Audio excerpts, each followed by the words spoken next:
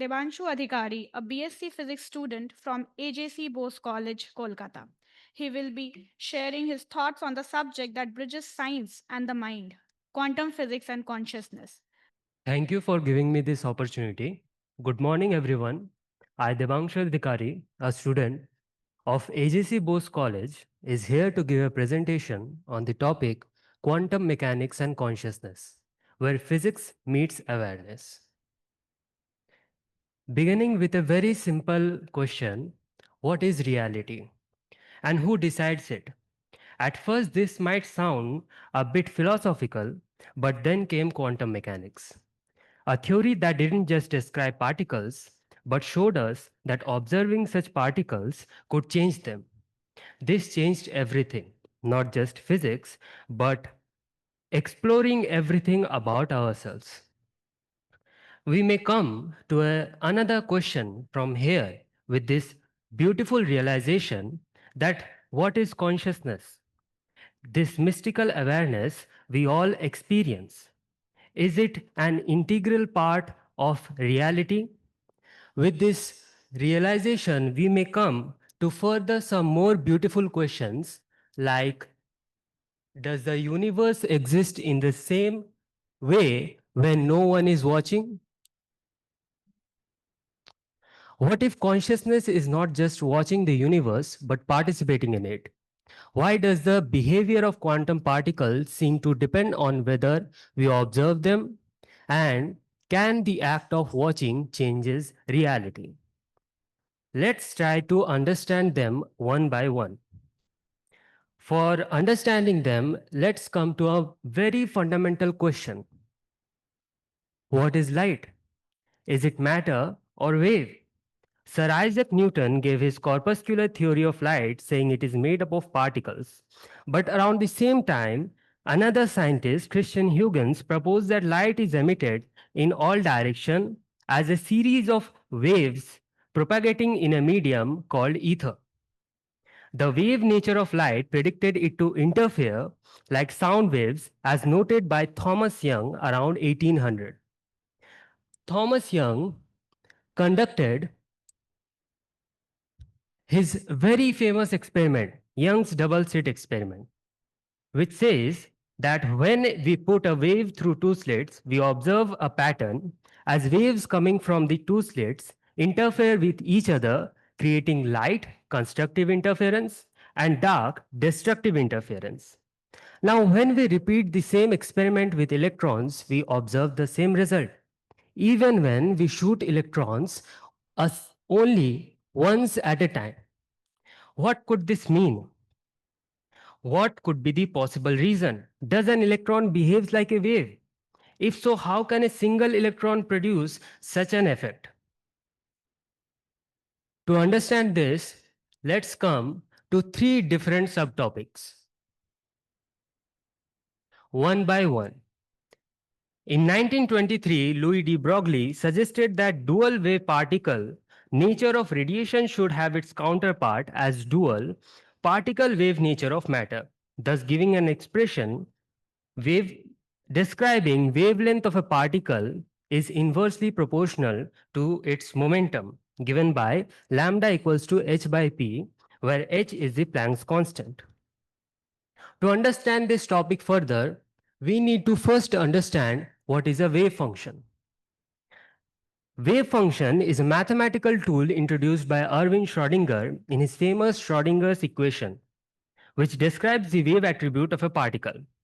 But its physical clarification was given by Max Born in their famous Copenhagen interpretation of quantum mechanics, which says phi represents the probability density of any particle to be found in a given space. Although mentioning that there are various other interpretations of quantum mechanics which are consistent with the mathematics, but they differ slightly in their physical interpretation.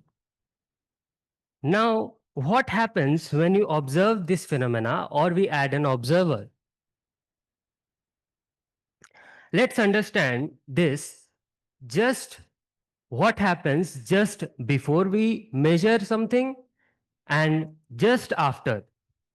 Before measuring, according to Copenhagen interpretation, The particle is in a state of superposition. That is, in respect to Young's double slit experiment, the electron exists simultaneously in both the slits at the same moment. But as soon as we add an observer, the wave function of the electron collapses. Therefore, we find electron at a single slit in any moment of time. Physicists interpret this as a discontinuous change. Therefore, the observer is not passive here. But what causes the wave function to collapse? Is consciousness necessary for collapse? We get some idea from Wigner's friend experiment.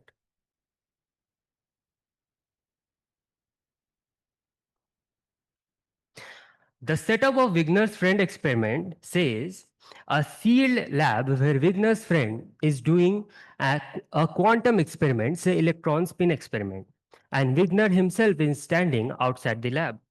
Now, when Wigner's friend has conducted the experiment before observation, the electron is in a state of superposition. But after observing for his friend, the result is definite and absolute. But for Wigner himself, it is quite paradoxical as the result is uh, in a state of superposition. So, what we can infer from here is measurement of quantum mechanics absolute, or does it depend upon who is observing? Therefore, we may say reality may be observer dependent, as the von Neumann Wigner interpretation says that the wave function collapses only when a conscious observer becomes aware of it. Let's come to the philosophical aspect of consciousness. What is consciousness? Some say mind and body dance apart, others see consciousness born from brain's storm, and some believe it is woven into the very fabric of cosmos. But I came to a realization that consciousness is not something we observe, it is what we observe with. It is the silent presence behind every thought, every feeling. So, why it calls to us? Because to understand consciousness is to glimpse the edge of ourselves where science meets the soul. Therefore, consciousness is the essence of all things, the supreme reality that underlies the universe.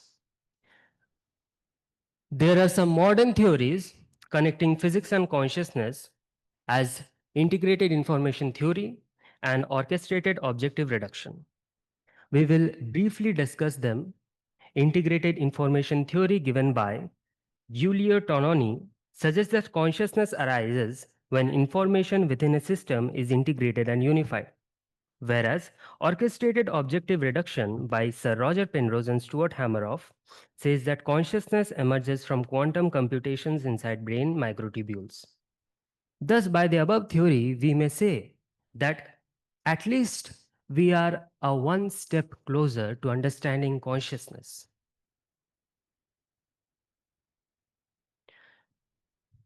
Now,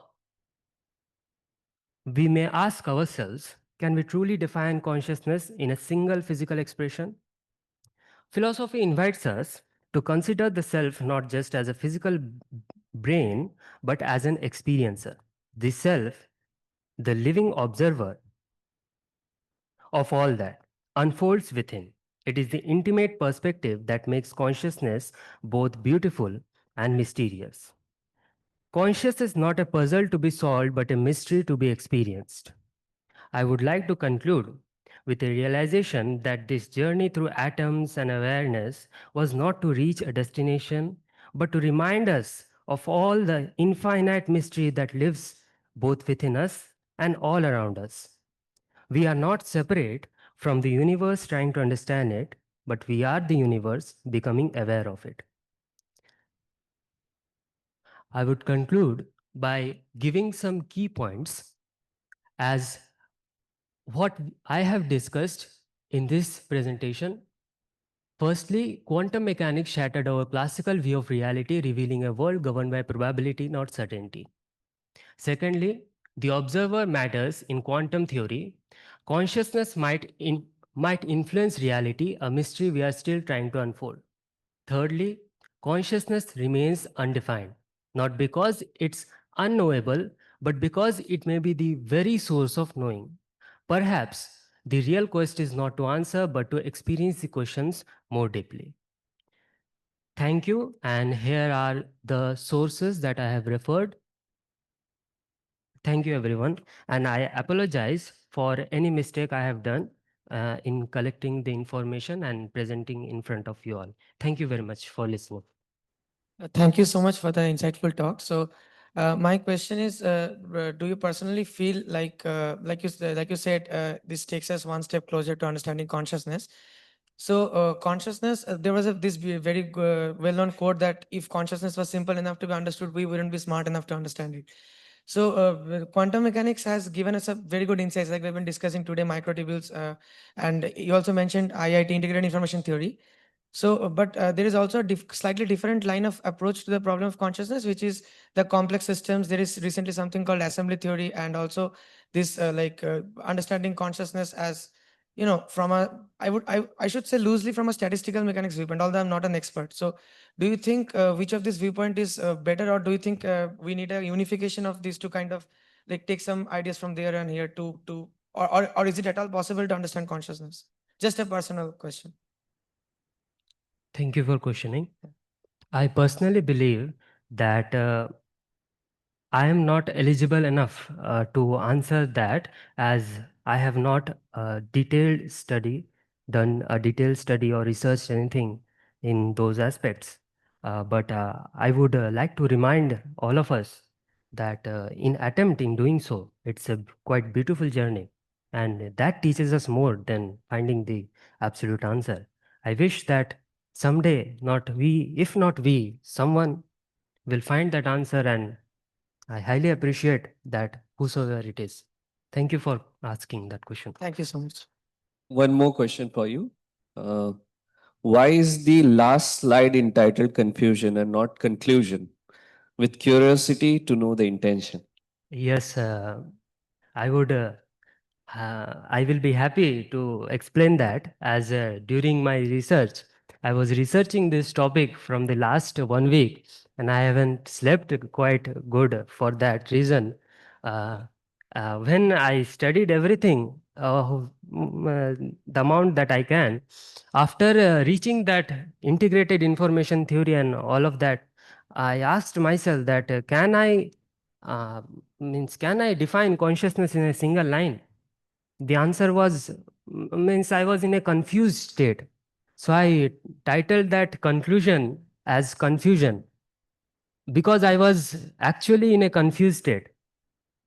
I thought that why I was in a confused state. Then I remembered that the basic property of quantum mechanics, if I was not in a confused state, then I would not have at least gone deep enough in quantum mechanics. And that was the beauty, that was the uh, I would say litmus test, that whatever hard work I did, uh, I think that paid off. That's why I gave that title confusion.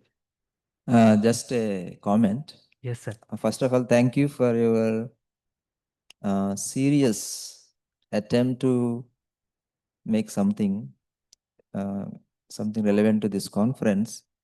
So much that you are not able to sleep for 1 week. Thank you for that sincere attempt. And this is what is all about this Young Mind Speak. It is a platform for exploration. We don't need to be perfect or correct, but the main endeavor is that we attempt. Yes. And the very fact that you are not able to sleep shows that you have really tried to explore. Thank you for that, and congratulations. Yes, sir. And it also reminds me one quote which you have seen in these slides during the summer school, that from Feynman, I think. If you think you understand quantum mechanics, you don't. Yes. So consciousness is also something like that.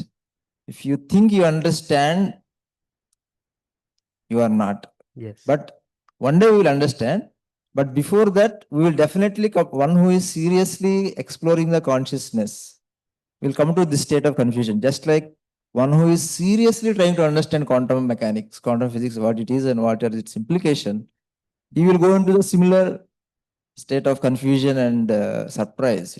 Like Mm. another scientist said, if you're not shocked, Mm. you probably don't understand. So the very fact that you are confused is a kind of indication that you are in good direction of exploration. Thank you very much for your efforts. Thank you, sir. Thank you for your words.